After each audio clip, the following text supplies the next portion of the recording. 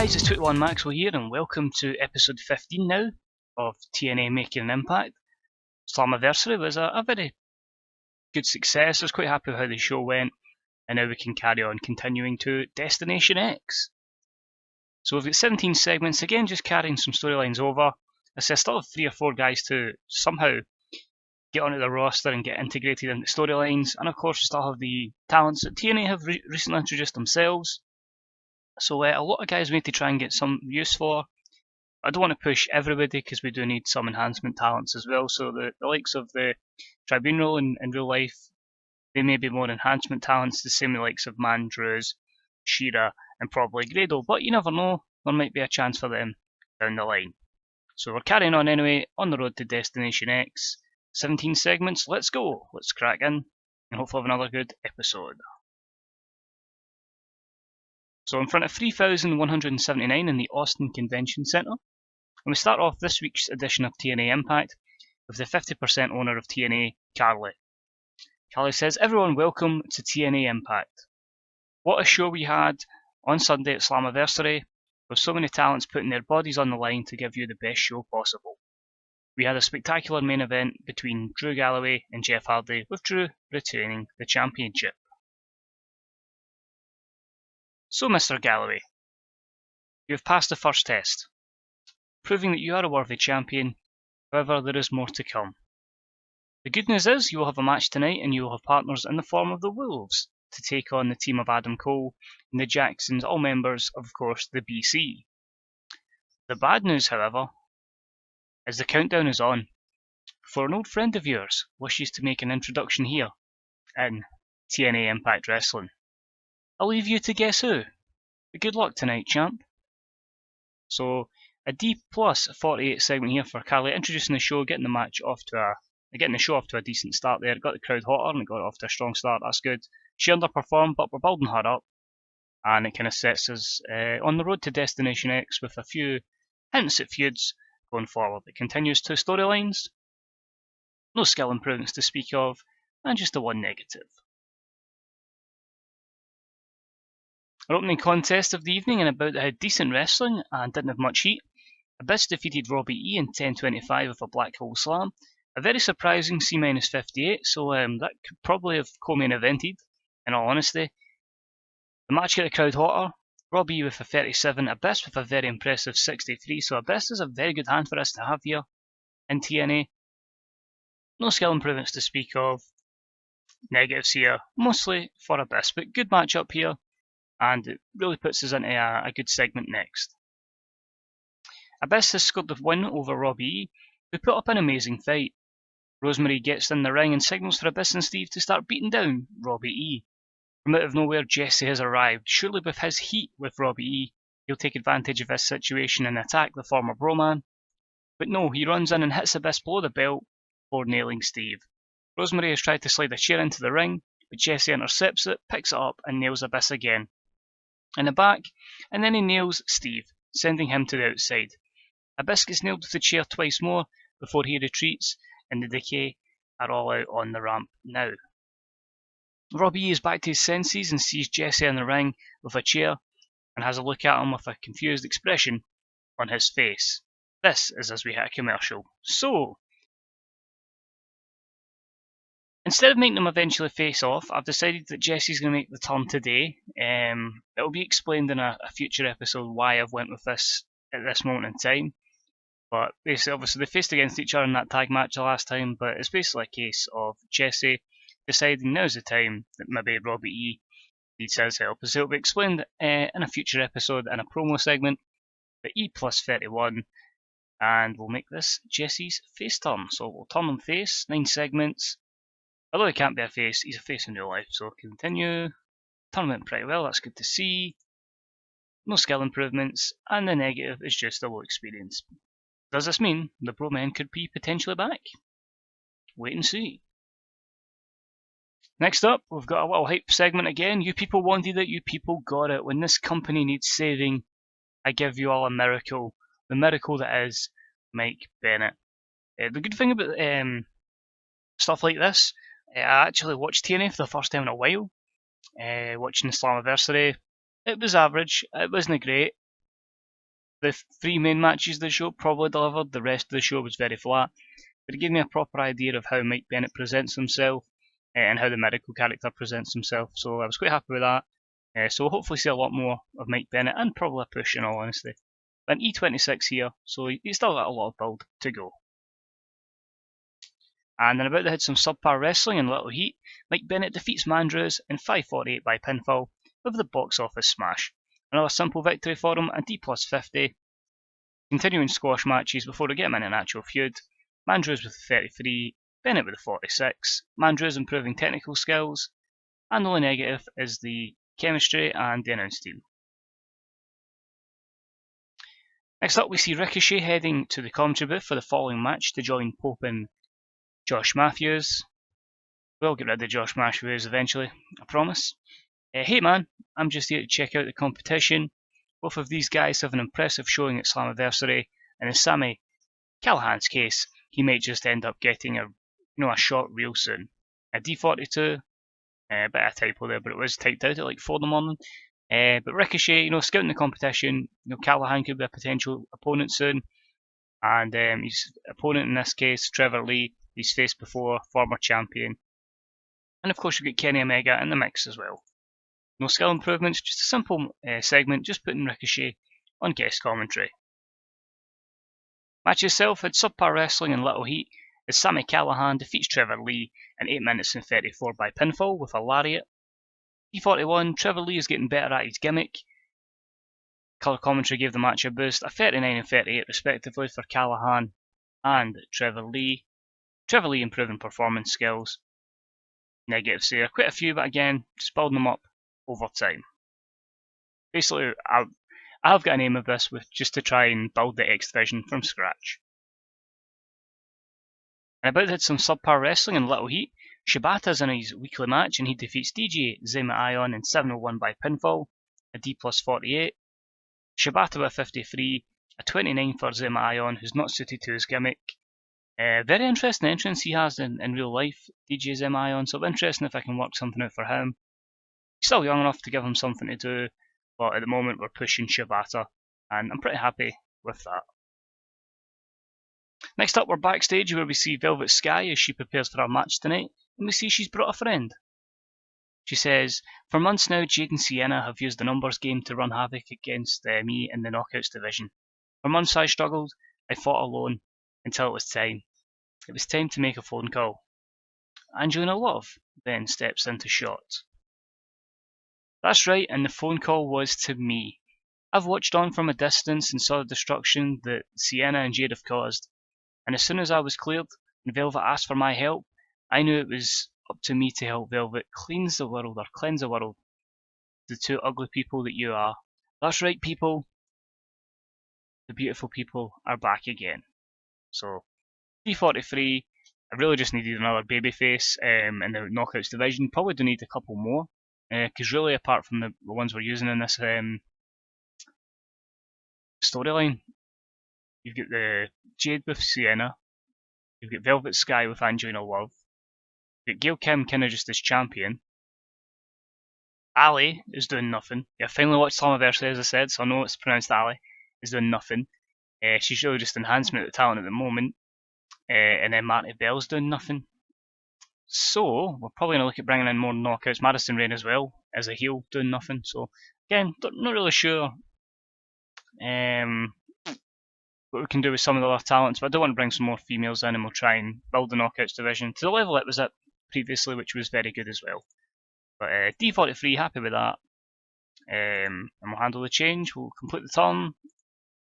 And it was above average, although it said it was too soon for her. Like, sometimes it just makes sense.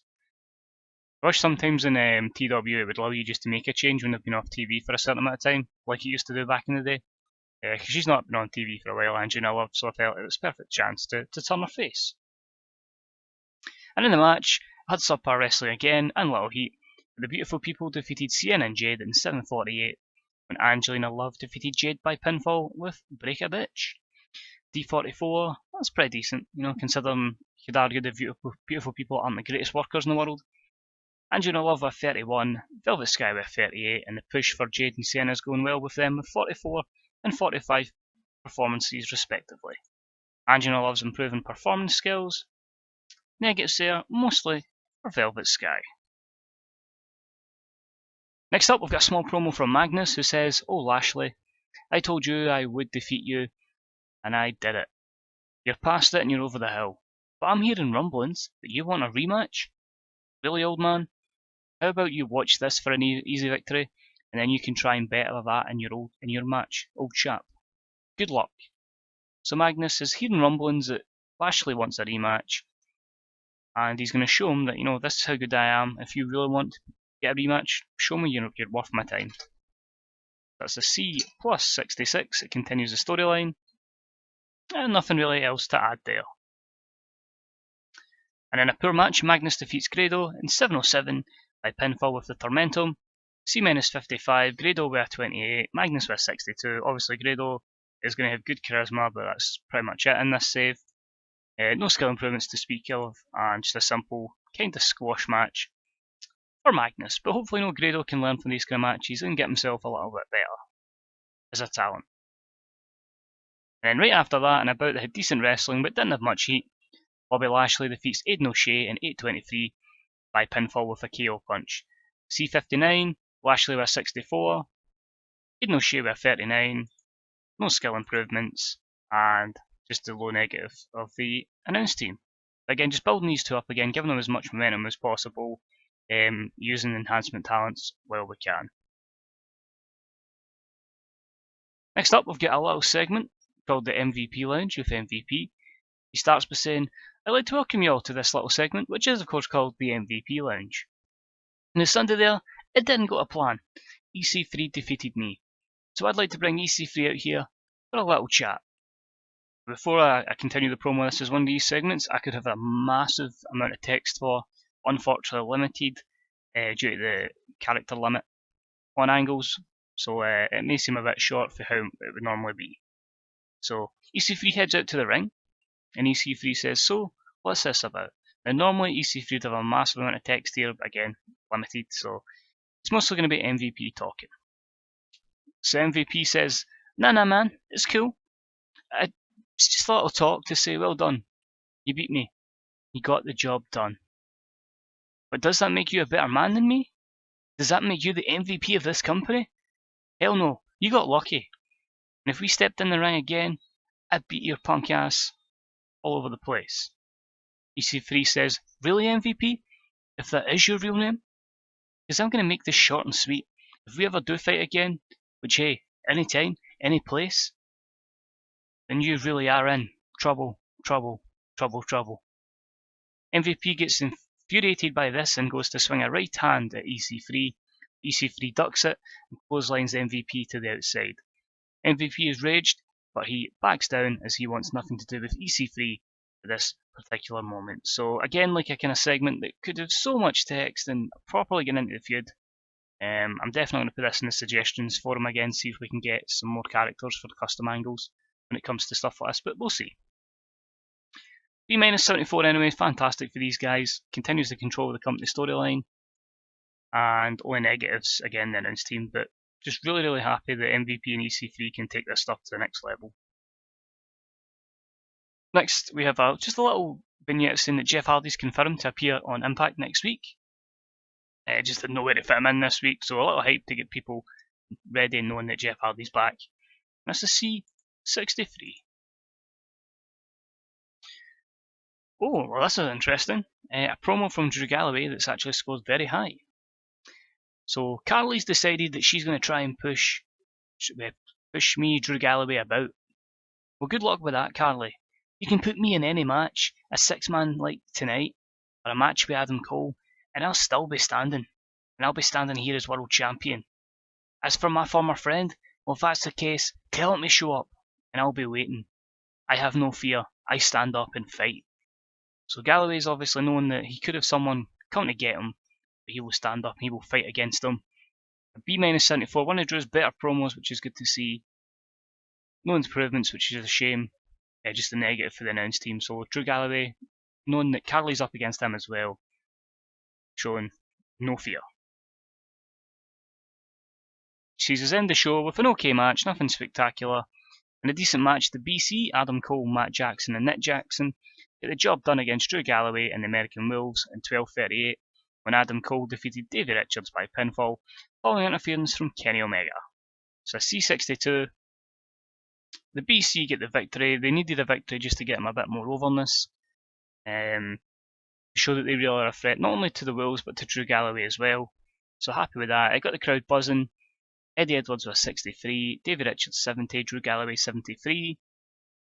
But now with so many talents coming in, I think we could have actually split the wheels up, but I'd like them to improve the tag division and help us get workers for the future. Nick Jackson and Matt Jackson both get a 54, Adam Cole with a 59. Continues the Bullets to a Wolf storyline and the Championship storyline. No skill improvements to speak of. Negatives, going to be a lot of inconsistencies in there. There's a few penalised for going all out. But overall, I'm still pretty happy with that. Could have been a lot better, but we'll take it for just now, and hopefully it means an increase in pop. Oh, Adam Cole was visibly angry after the match, upset that Drew Galloway almost injured him with a botched move. So that's going to be a bit of tension between them.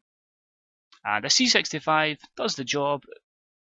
As long as we're getting over a certain level, we're increasing our pop in 30 regions, and that's all we can ask for at this moment in time. So delighted with that. It keeps us going strong into Destination X. I can't complain with that. So look at the news items. It was good, but a lot of people found it underwhelming despite that. Interestingly, Finn Balor to re-sign. I'm not going to lie, I might make a push for him and might make a play. Do you know what? Let's go for it. He's got good overness in here anyway. WWE have offered him 18 grand a month, 2 years. I think that would cripple us financially.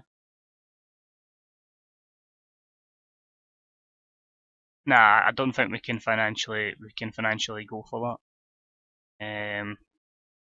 It just seems like it's far too much money. I have to just look quickly at the titles, and we'll have a look at like say Drew.